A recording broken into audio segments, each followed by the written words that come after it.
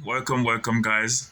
You remember we were doing this where we're going to rewrite AC and A, B, C, those terms. All right. The first term is A, the second term is B, the fourth term is C. Okay. And we want to find AC. I'm going to rewrite AC. So what we're going to do is that we want negative 14x to come over on this side across from the 0. All right, we don't want it there. So in order for us to do that, 15x squared minus 8 equal, we're going to minus 14 from this side because we're going to have to do it on both sides. Minus 14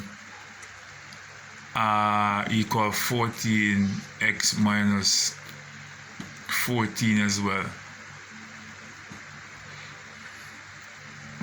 So I want to minus it from both sides. So 14 cancel 14, and we're gonna have 15x squared minus 14x minus 8 equal 0.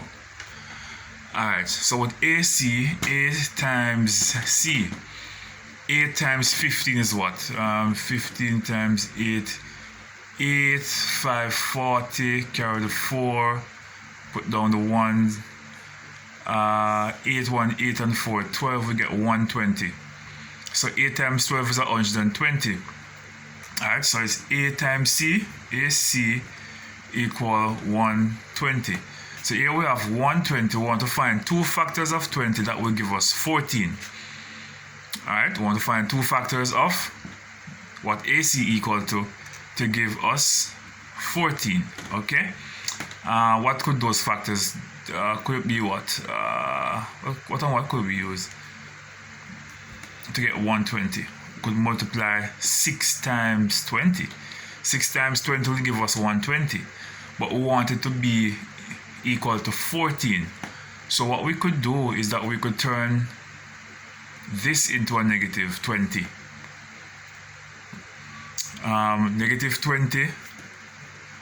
Negative 20 plus 6 is going to give us negative 14.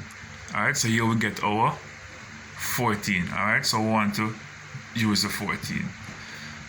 So we're going to use 6 and negative 20. Okay? Alright, great. So 15x, I want to rewrite it now so that we can accommodate these two terms in it. 15x square minus 20x is a positive 6x, and we have a negative 8 equal 0. So we put the two variables 6 and 20 into it. Okay, alright, so we can find some HCF as well to break them down. But what we could bracket. Alright, so we could find an HCF which could be look like we could use 5, right? 5x, and 5x can go into 15x would give us 3x, because remember, when you're dividing exponents, it's almost as if you're subtracting. So this will be x1 subtracted from x2, still leave a x, and 5 into 3, 5 into 15 give you a 3. 5x into negative 20 would give you negative 4. Alright, and you close it off. We want to find HCF for this, so we could use 2. And then we'll have 3x, and 2 into negative 8 give you 4. So now we will have, we're going to put these two in a bracket by themselves. So we're going to have 5x plus 2 and 3x plus 4. Both of them are the same, so we'll put them in this one, 3x minus 4. Alright, and what this is saying is that 5x plus 2 equal 0. Remember our 0 here. And how do we solve for x here? We could put this over 5 and this over 5. Cancel. X is going to equal to, no, I jump a step. Let me go back over. 5x plus 2 equals 0. We need x alone on this side. So we're going to multiply, we're going to subtract 2 from both sides. Alright, so we're going to subtract 2 here and subtract 2 here. So we're going to leave, that's going to cancel that. We're going to leave with 5x equal 0. 5x equal negative 2.